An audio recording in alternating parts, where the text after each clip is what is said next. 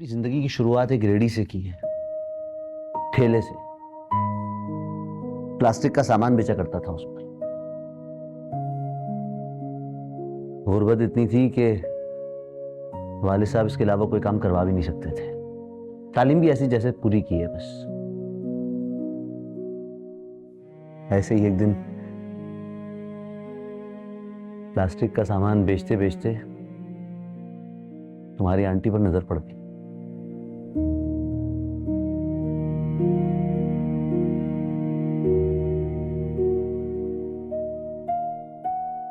दिल में उतर गई यार, पहले लम्हे में तो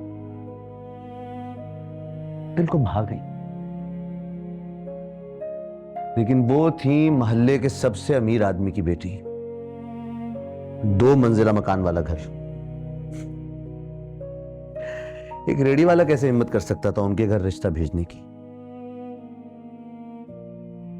लेकिन पसंद भी बहुत आई थी। पता नहीं मेरी क्या खुशकिस्मती थी कि मैंने जुर्रत करके उनसे अपने दिल की बात कह दी।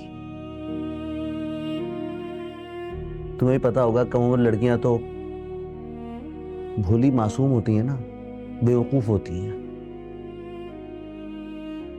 वो अपने से प्यार करने वाले के घर को, उसके कमरों के, उसके किचन के, उसके वॉशरूम के साइजेस को नहीं देखती।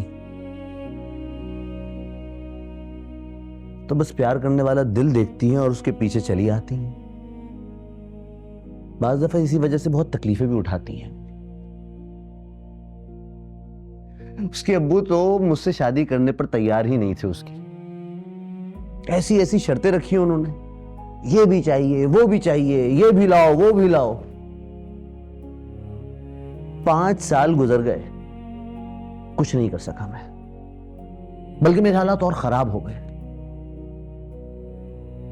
मैंने भी वही किया जो तुम कर रहे हो। मैं शैला के पास गया, उसे कहा कि मैं उसके लिए ठीक इंसान नहीं हूं। जिससे उसके वालिद चाहते हैं उसको उससे शादी करनी चाहिए। मैंने उसको समझाया, लेकिन वो कहीं और शादी करने को तैयार ही नहीं थी। मैं उसे कस्में देता रहा कि मैं उसके लिए सही इंसान नहीं हूं। वो रोती रही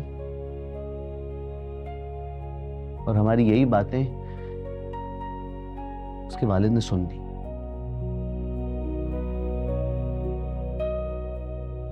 तुम्हें पता है, वो अगले दिन मेरे पास आया और मुझसे कहने लगे, हमारे घर शैला का रिश्ता ले आओ। मुझे यकीन ही नहीं आ रहा। मुझे लगा शायद मैं मेहनती हूं, मैं सच्चा हूं, मैं मुखलिस हूं।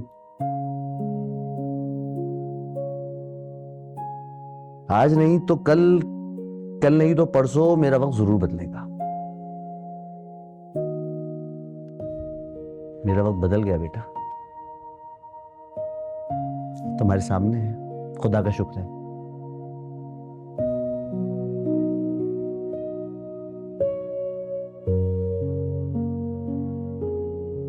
आज भी मैं सोचता हूं कि अगर शैला से मेरी शादी ना हुई होती तो मैं वहीं उसी रेडी पर अपनी जिंदगी को घसीट रहा होता।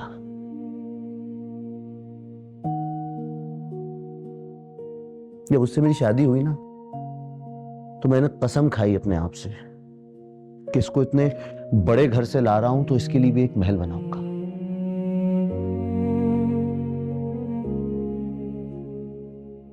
और अल्लाह ने साथ दिया और देखो,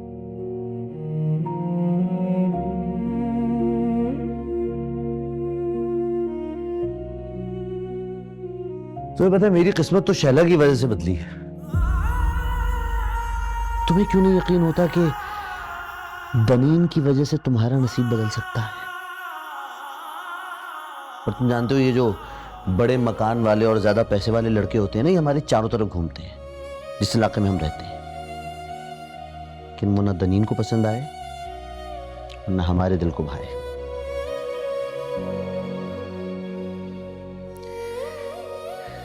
कि हमारे दिल को तो शुभुक भा गया है।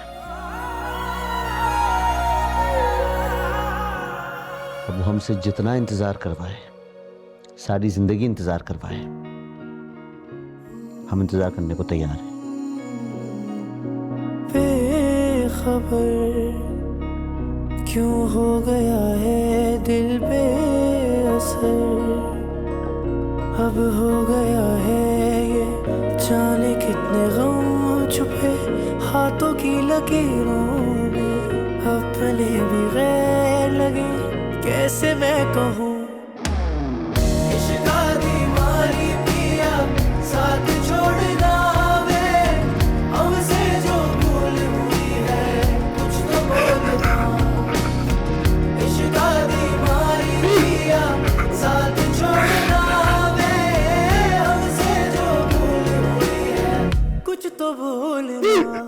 कई जंगल दौड़े मैंने ने, कई दोज़ख लंघने मैंने ने, जेड़ा आशिक बन के सुख ढूंढे ओदी किस्मत विच दीदार भी नहीं। मारी जग पूछे आए हाल मेरा वक्त पे पर नाल अंजुआ दे मैं रह सके खामोश भी नहीं, कुछ कर सके इजहार भी नहीं।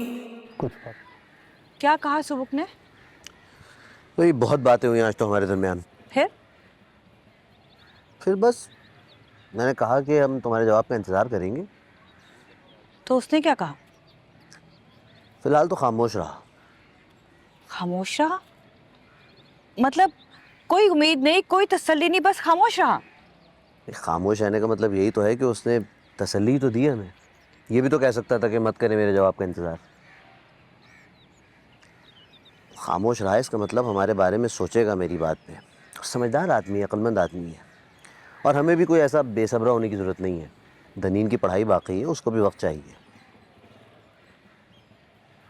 अच्छा बात सुनो, फ़िलहाल दनीन से कोई बात करने की ज़रूरत नहीं है, ठीक है? मैंने पहले भी उसे कुछ नहीं कहा। ऐसे ही कह रहा हूँ, तुमसे ना असल में ना खुशी छुपाई जाती है और ना गुस्सा। जी जी जानती हूँ, बार बार रिमाइंड कराने की जरूरत नहीं है।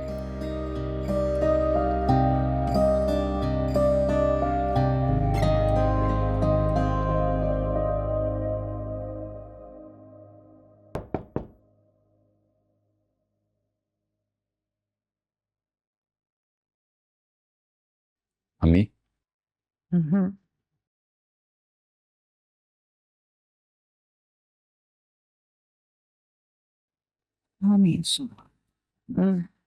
कोई जमाल साहब आए हैं आपसे मिलने। जमाल? कौन जमाल? मैं तो किसी जमाल को नहीं जानती बेटा। पता नहीं, आपका और अब्बा का नाम ले रहे हैं। शक तो मुझे भी हो रहा है कि कहीं देखा है, लेकिन कह रहा है कि आप देखेंगी तो पहचान लेंगी। अच्छा, तुम्हारे अब्बू के कुछ जानने वालों में से या दोस्तों में से कोई ना हो, लेकिन मेरी तो कोई अलैक सलैक या सलाम दुआ नहीं थी उनके दोस्तों से।